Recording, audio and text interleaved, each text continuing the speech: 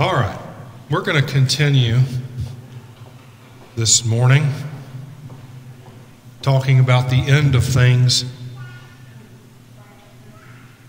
And it happened again, right? I mean, everybody seems to be very interested in what's going on right now in the Middle East. It happened again yesterday evening. There was a guy I was next to who I had really only just met, found out I was a pastor, and the first thing wasn't, "Where are you a pastor?" or anything like this. He finds out I'm a pastor and says, "What do you think about what's going on in Israel?" So it's on everybody's mind. So we talked a couple of weeks ago on some of the misconceptions. I pointed you in the direction of a couple of CTCR documents, the one on the end times and the one called Concerning the Coming of Our Lord Jesus Christ and Our Being Gathered to Him, a Lutheran response to the Left Behind series, and also this book, The Bible and the Future, some helpful books. And then I gave out one of these sheets. Does anybody need one? Did everybody have one of these? Will you, if somebody has their hand up, will you hand those out? Thank you very much.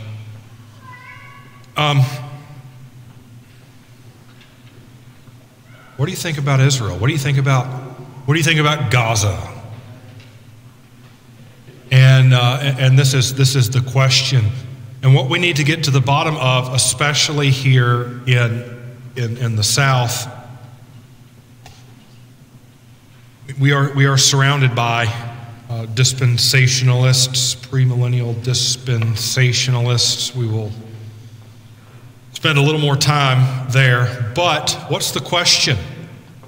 The question is, or the assertion is, that we must support Israel because Israel is God's chosen people, and the Bible talks about God showing favor to Israel, and we need to get all the Jewish people into the land of Israel because God promised that land to Abraham, to Isaac, and to Jacob.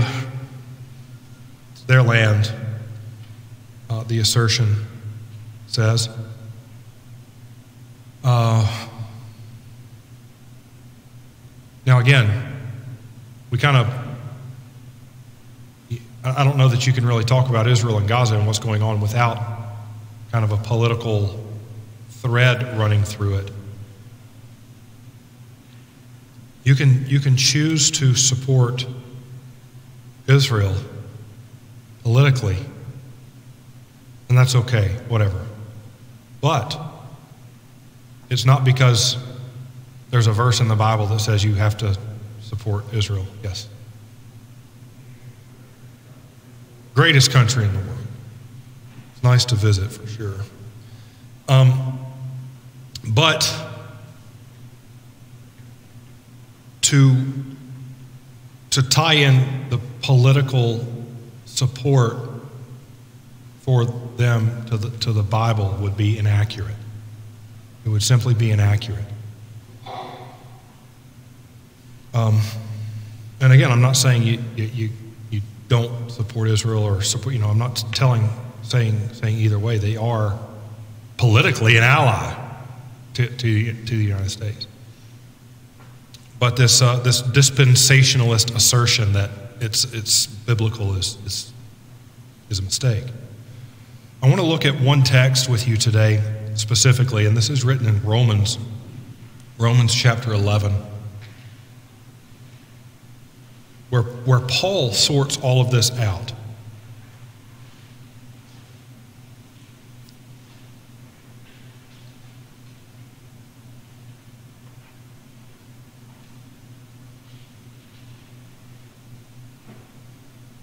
First of all, to have a correct definition of the term is helpful as well. What is Israel anyway? What are we talking about? When somebody says Israel today, if you're walking down the street and they say, "Oh, what do you think about Israel?" What are they meaning? The country. The country, right? God's chosen people. The country. How long has that been around? 1948. 1948.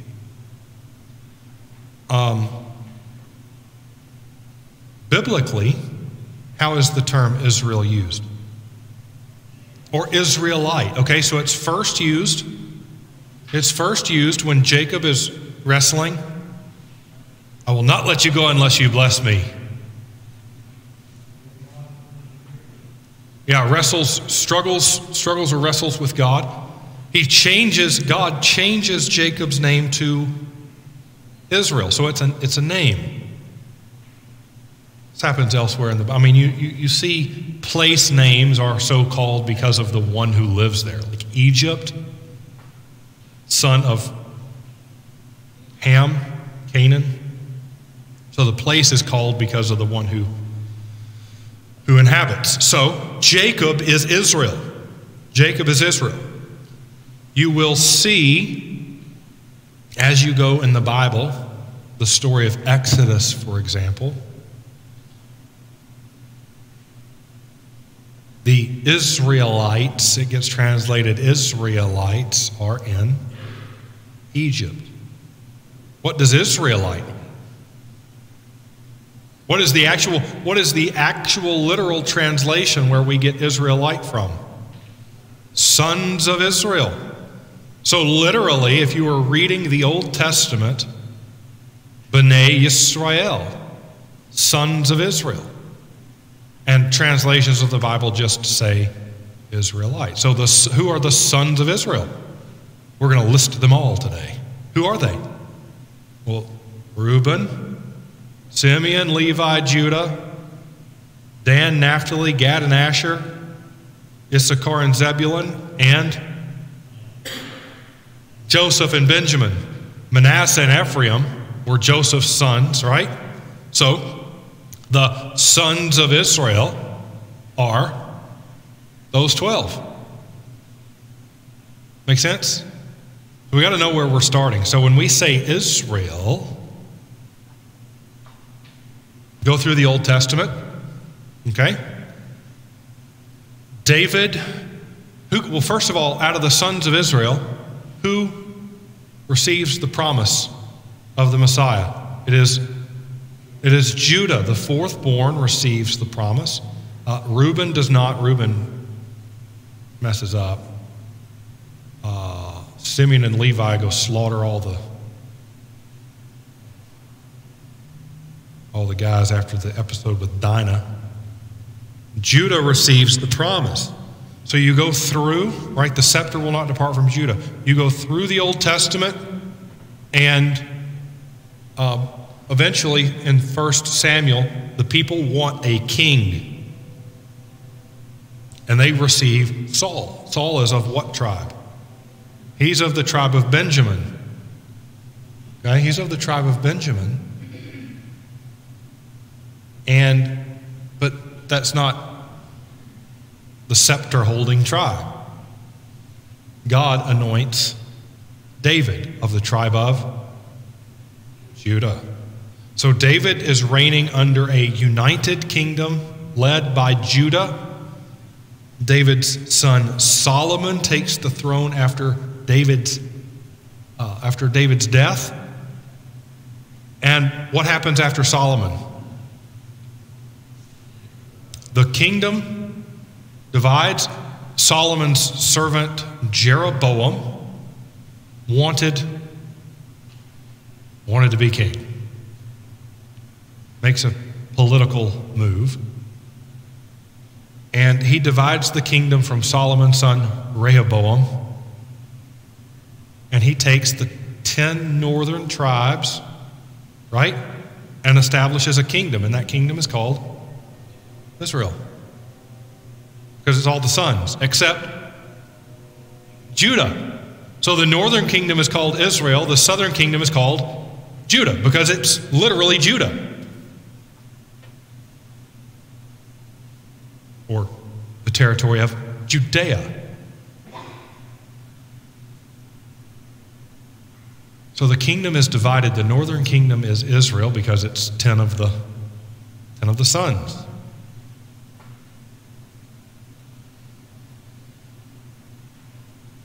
This people, I think this is very important to know this history. This people would be exiled to Assyria in 722 BC. Okay? Very important. As Assyria exiles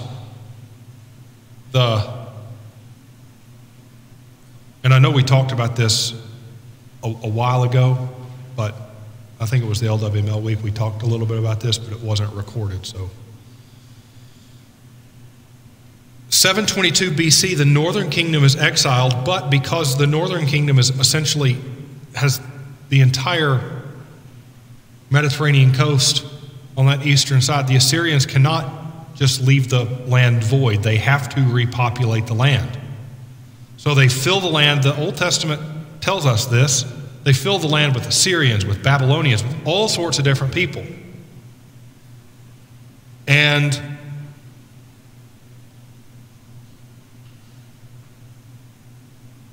they command the people there to worship the God of the land. You can find this in the text. Worship the God of the land. But remember what Jeroboam did? At the split of the kingdom, he was afraid that the people would go back south into Jerusalem at the feast and, repent. And the kingdom would go back to Rehoboam. And so he doesn't want this, so he builds 2 temples, one in the very, very northern part of the land in Dan, one in the very southern part of the land in Bethel. And he builds a golden calf and puts the golden calf in Dan and in Bethel. And he says the same words of Aaron in Exodus, "Behold your gods, O Israel, who brought you up out of the land of Egypt."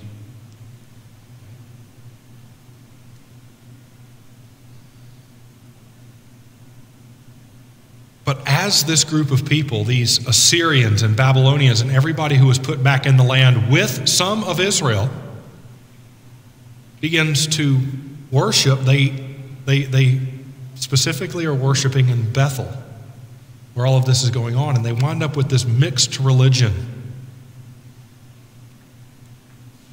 And the Bible actually gives a name to these people in the mixed religion. It's a name that you know well. Where is it? That's right. Where is it written? It is written in 2 Kings chapter 17. You see exactly what I'm talking about here. The king of Assyria brought people from Babylon, Cutha, Ava, Hamath, right? And there are lions that show up. It's like, nope, we need to worship the God of the land so the lions go away. 2 Kings 17, verse 28. So one of the priests whom they had carried away from Samaria came and lived in Bethel and taught them how they should fear the Lord. But, see, the but every nation still made gods of its own and put them in the shrines of the high places that the Samaritans had made. Every nation in the cities in which they lived, the men of Babylon made Succoth Benoth, right? So all of these shrines are still there. And so you have a mixed group of people. Essentially the reversal of the conquest of Joshua is what's happening in 2 Kings 17.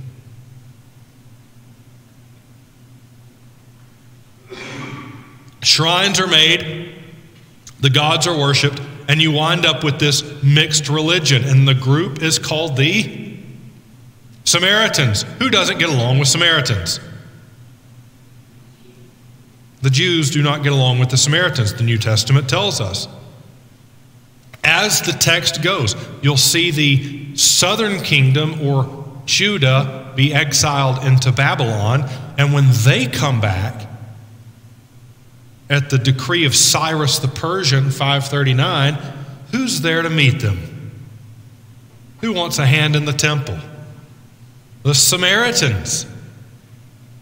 And there are command after command after command in Ezra and Nehemiah. Do not intermarry. Don't do it.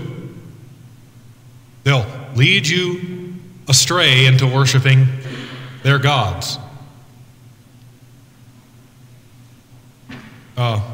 Which one? Is it Ezra or Nehemiah that documents all the names of the people who... I think it's Ezra. Yeah, at the very end of Ezra chapter 10, Ezra writes the names of the ones who were guilty. Imagine this. Imagine breaking the law of God and Ezra, the scribe, writing down your name for everyone to see. What does Nehemiah do? I mean, they've been in exile for 70 years. Nehemiah, the temple is being rebuilt. Nehemiah is concerned with reconstructing the walls, and people are intermarrying. What does Nehemiah do? It's the greatest act of pastoral care in the Bible. He curses, he cusses them out and pulls out their hair. He beats them up. I told you. I'm kidding. This is not the greatest act of pastoral care. We don't do this. Private confession, it's we give the forgiveness of sins without hair pulling. So you have this tension already. You already have essentially a mixed multitude in the land. And then the Old Testament comes to an end. Right? And during the days of the Maccabees, if you will study this history, there's a move to kind of repopulate these lands, and not necessarily where each tribe is going. You ever wonder how Mary and Joseph of the tribe of Judah wind up in Nazareth? That's not Judean land, but it's part of, I think it was Simon. I think it was during his time that there was this effort to move everybody through the land. So Mary and Joseph of the tribe of Judah wind up in a northern area, northern territory. So when the census goes out, what do you have to do? You got to go back to your tribal territory. You got to go back to grandma's house. So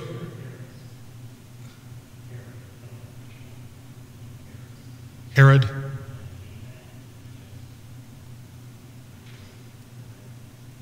When Mary and Joseph come back from Egypt, they dwell. What does it tell us? It tells us because after Herod the Great dies, his kingdom ultimately splits into his sons. And each would rule a territory. So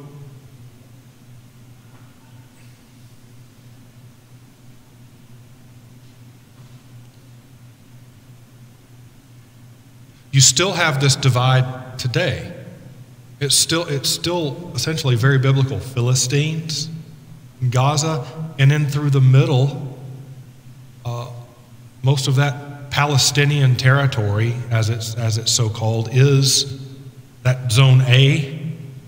That's the heart of Samaria, right? That's the heart of Samaria.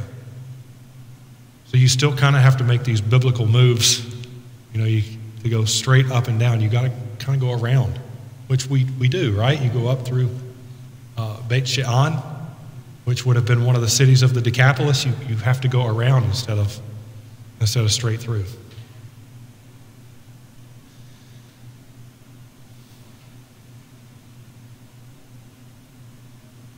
So you're already dealing with a mixed multitude in the land in the Old Testament because of the exile.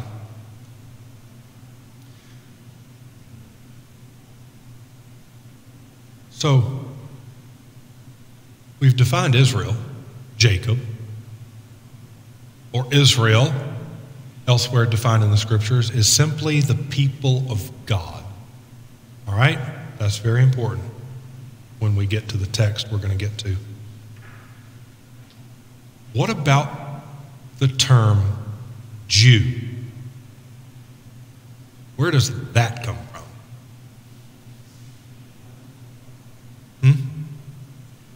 Jerusalem, Judah. Where does the W come from? Right? We've split the kingdom into Israel and Judah. We can thank English for this. Thank English for a lot of wacky things. Judah, Jew. The term Jew is actually used in the Old Testament, the book of Esther. But if you look at the term, literally, like Israel, sons of Israel, it's not Jew, but Judahite. So consider your tribes. One from the tribe of Levi is called a Levite. One from the tribe of Benjamin is a Benjaminite. One from the tribe of Judah is a Judahite. Judahite. In the New Testament, in Greek, when we get the translation Jew, if you look at it in Greek, Judaios. Judahite. One from the tribe of Judah. You can follow the word all the way through, even in German. What is it in German? Juden. Juden. Okay? And then you get English where you're just going to drop the D and put a W in there.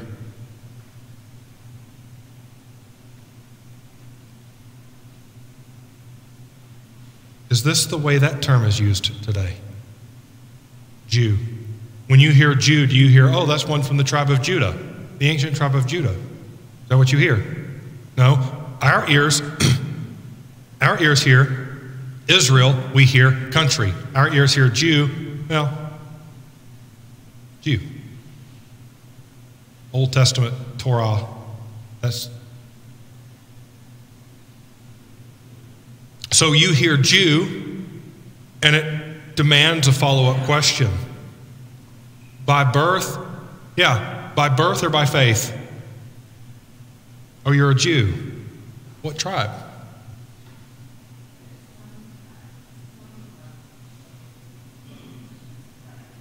By birth.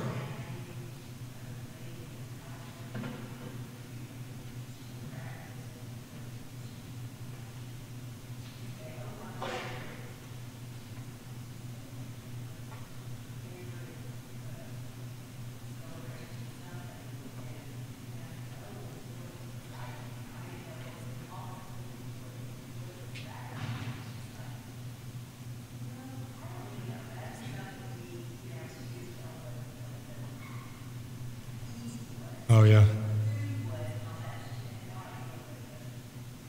Yeah, so no idea about the religion. Was she by blood a Jew, or did she? Okay, right. So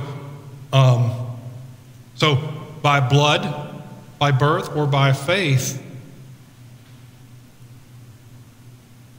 what tribe? Yeah. Well, it should, Old Testament, New Testament era, say, oh, I'm a Judahite. You don't have to ask what tribe because they're telling you, I'm a Judahite. Make sense? So, but the words have changed.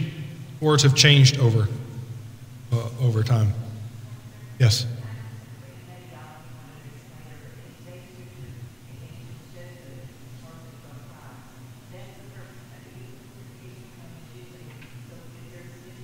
Yes, there is. In the Revelation 7 text, it says 12,000 from Joseph, and the sons are mentioned as well. When we take up some of the things in Revelation, remind me, and we'll look at that. So what does Paul do with this? Are we at least kind of tracking a little bit? Thank you.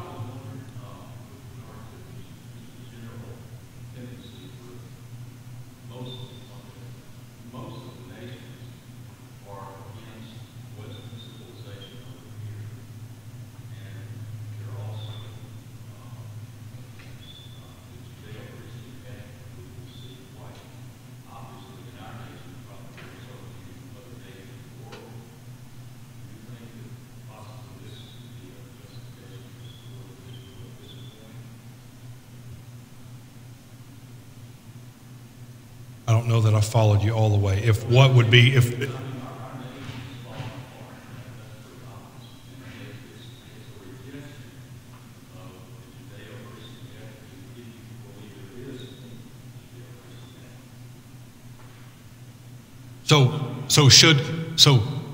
should support of a country be based on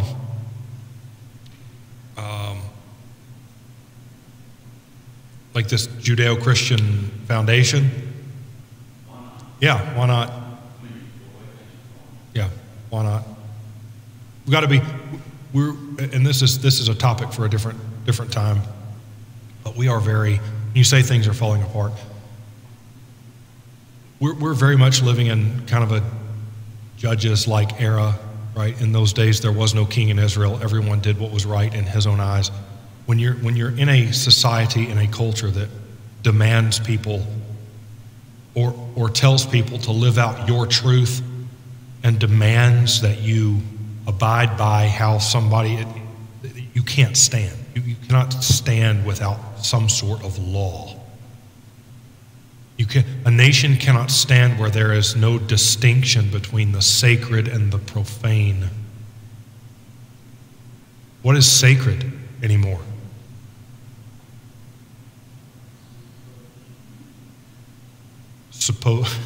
What is actually sacred? I don't know that there is anything. We had this discussion or debate at seminary over if there was anything left that was sacred, and about the only thing we could come up with. Now, this is way back in time, back in the year 2011. About the only thing we could determine that was sacred, that was generally held by the population, was motherhood. Is that sacred? Not a chance. That's just happened. So, anyway.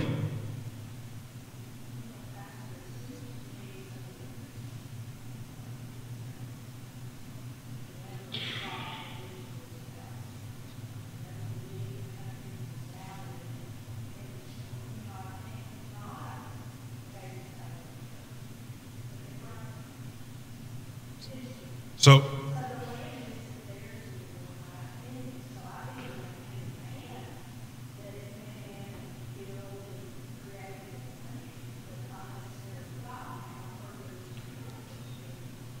right. So here's your political divide. Does the land belong to this people? What do you do with the people who are there? You got that. We talked about the ABC zones last time. Well, I want to look at this, and I don't know that we'll be able to finish it today, but I do want to start looking at Romans chapter 11, because this all gets clarified.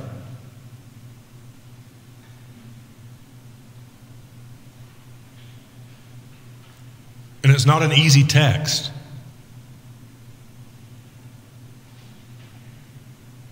So we've talked a little bit about dispensationalism, about how How are different people saved? Is everybody saved the same way, or does God do different things in different eras? Paul says no, he's been doing the same thing all along.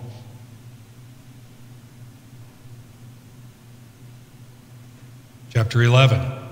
I ask then, has God rejected his people? By no means. For I myself am an Israelite, a descendant of Abraham, a member of the tribe of Benjamin. So it's not that God has just turned his back on Israel. All right? This was all part of the plan from the beginning. So Paul is not just out of the kingdom because he's an Israelite. Verse 2, God has not rejected his people whom he foreknew. Do you not know what the scripture says of Elijah, how he appeals to God against Israel? Lord, they have killed your prophets, they have demolished your altars, and I alone am left, and they seek my life. But what is God's reply to him? I have kept for myself 7,000 men who have not bowed the knee to Baal. So too at the present time there is a remnant, chosen by grace. There it is. But if it is by grace, it is no longer on the basis of works, otherwise grace would no longer be grace. So it's not on the basis of works. So how do you obtain? What then? Israel failed to obtain what it was seeking? The elect obtained it, but the rest were hardened. As it is written, God gave them a spirit of stupor, eyes that would not see and ears that would not hear, down to this very day. David says, let their table become a snare and a trap, a stumbling block and retribution for them. Let their eyes be darkened so that they cannot see, and bend their backs forever. But God has not rejected him. So how does this grace come? If you go to the previous chapter, a verse that everybody probably in here knows and has committed to memory, what does Paul say in Romans chapter 10? How is this grace given? Faith comes by. It always has. Right? It did to Abraham. God spoke to him. Look up to heaven and number the stars if you are able. So shall your offspring be. And Abram, Genesis 15, verse 6. And Abram believed the Lord, and he counted it to him as righteousness. He heard. Faith came by hearing. So have a look. Romans 11:11. So I ask, did they stumble in order that they might fall? No. Rather, through their trespass, salvation has come to the Gentiles. Why? So as to make Israel jealous.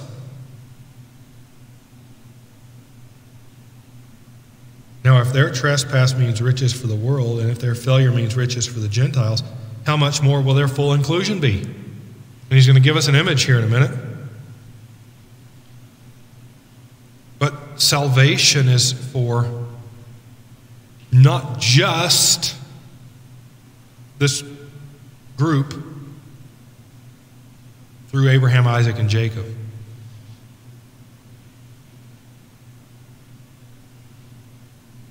Everything filters down into, everything gets narrower and narrower and narrower in the Old Testament. Why?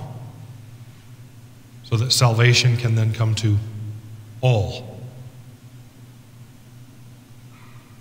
We've spoken of this before. Do we see Gentiles being saved in the Old Testament, or is it just a New Testament thing? We see some Gentiles. Who?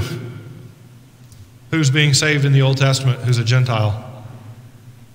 Rahab. Naaman. Nineveh. Who else? Who? Ruth. Ruth, where was she from? Moabite.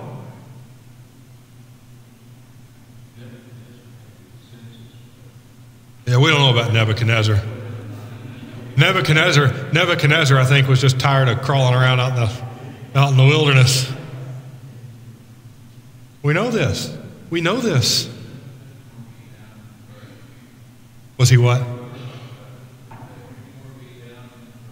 Was Nebuchadnezzar more beat down than converted? I don't know. It depends on your reading of the text, I guess. But after the fiery furnace, what do? We're going to worship the God of Shadrach, Meshach, and Abednego. After the lion's den, and this is the Persian kingdom by this point, worship the God of Daniel.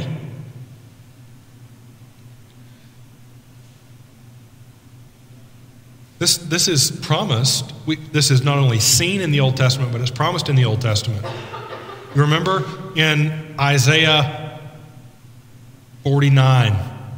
Isaiah 49, it's the second servant song where Israel, we see Israel as servant of God fails.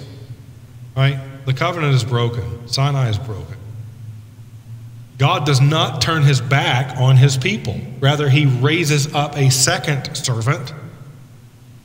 And Isaiah tells us in chapter 49 why he does this. And I like this, and it's a good connection here. We're going to see it in just a minute.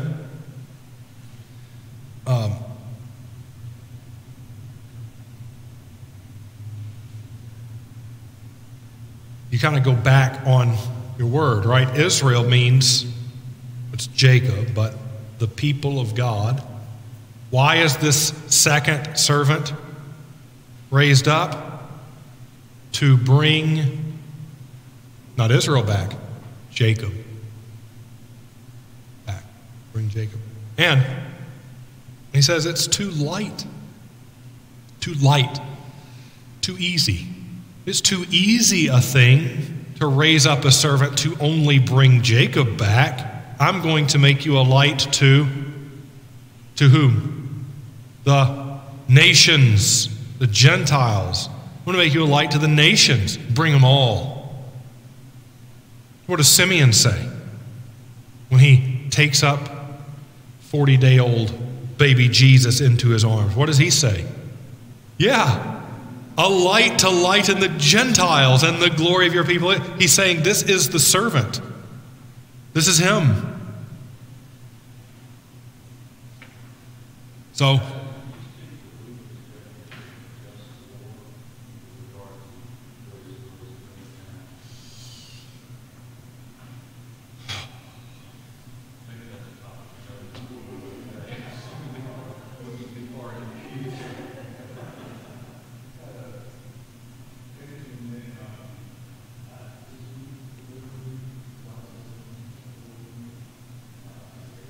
yes.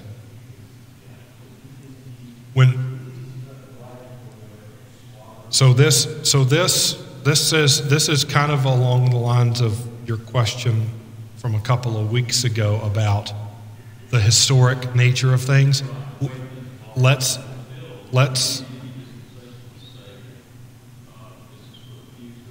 take that up next week. Okay? Let's take it up next week. Remind me to write it down.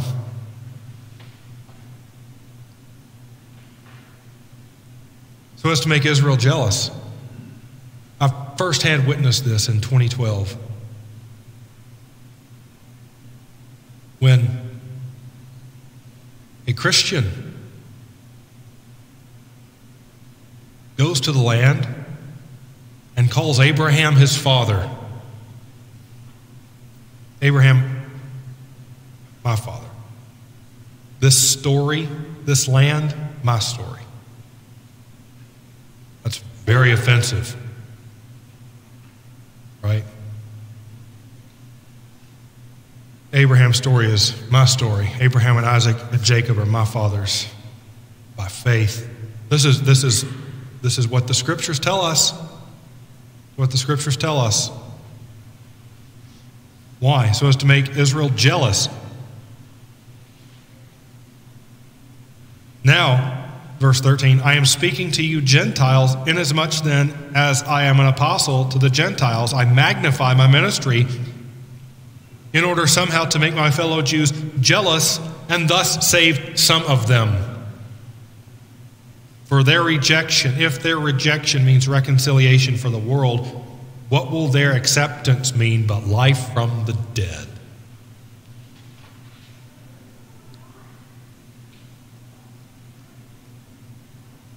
If the dough offered as first fruits is holy, so is the whole lump. And if the root is holy, so are the branches. But if some of the branches were broken off, and you, although a wild olive shoot, were grafted in among the others and now share in the nourishing root of the olive tree, do not be arrogant toward the branches. If you are, remember it is not you who support the root, but the root that supports you. And you will say, branches were broken off that I might be grafted in. That's true.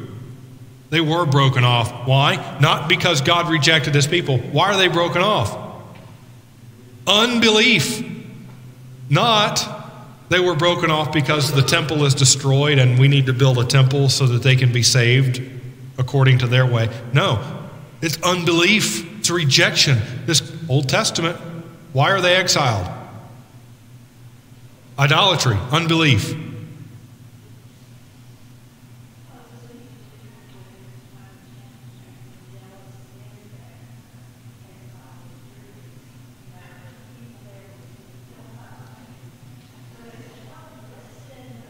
Right.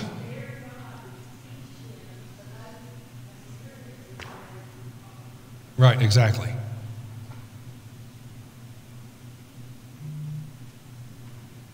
They were broken off because of their unbelief, but you stand fast through faith. So do not become proud, but stand in awe. For if God did not spare the natural branches, neither will he spare you. Okay? Now, note the kindness and the severity of God. Severity toward those who have fallen, but God's kindness to you, provided that you continue in kindness, otherwise you will be cut off. And they, if they do not continue in their unbelief, will be grafted in, for God has a place to graft them in again. So faith, again, comes by hearing, not through putting a bunch of people in land and rebuilding a temple and doing this. For if you were cut off from what is by nature a wild olive tree and grafted contrary to nature into a cultivated olive tree, how much more will these, the natural branches, be grafted back into their own olive tree? So it's not that we're somehow a different tree, right? It's not here's the Jew tree and here's the Gentile tree. And this is the way the Jews live and thrive and produce fruit, and this is the way the Gentiles live and thrive and produce fruit. It's one tree. Cultivated olive tree. Right, it's got long history. Lest you be wise in your own conceits, I want you to understand this mystery. And this is really what I wanted to get to today. But it'll have to wait. A partial hardening has come upon Israel. And what I want you to notice here is how Paul is using the word. How's he using the word? A partial hardening has come upon Israel until the fullness of the Gentiles has come in. And in this way, all Israel will be saved. So how's he using Israel? First, he's using it as your Old Testament people, right? But how shall all of God's people be saved? How? The deliverer will come from Zion. He will banish ungodliness from Jacob. And then this will be my covenant with them when I take away their sins. How is all Israel saved? Faith comes by hearing. The deliverer who comes from Zion.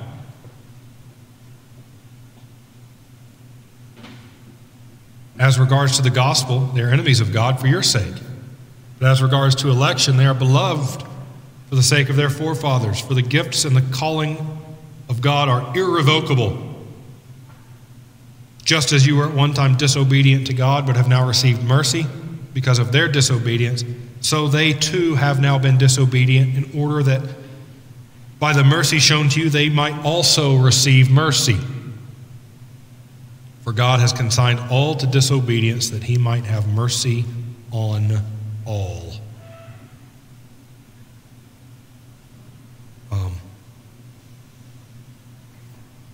So Israel, who is Israel?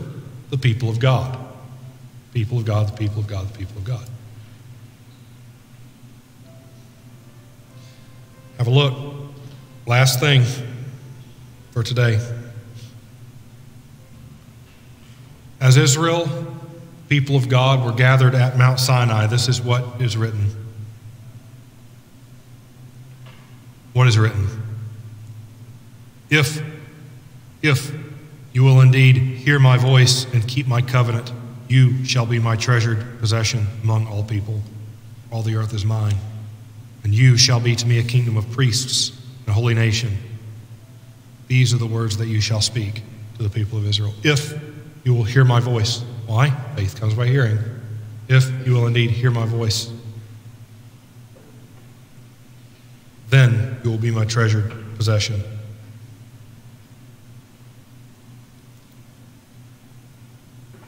What do they do before Moses comes down?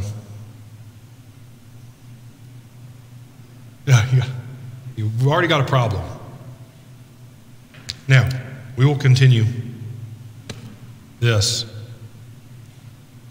next time. Historic stuff. If Christ is coming back, is there anything left that needs to be done before the return of Christ? Are there scriptural things being fulfilled in this time? And if so, what are they?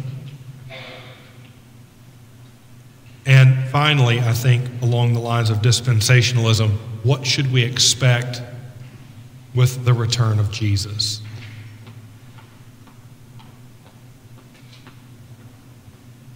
Final things. And if there's other stuff that I'm not covering that we need to talk about, write me a note and we'll get to it. Okay?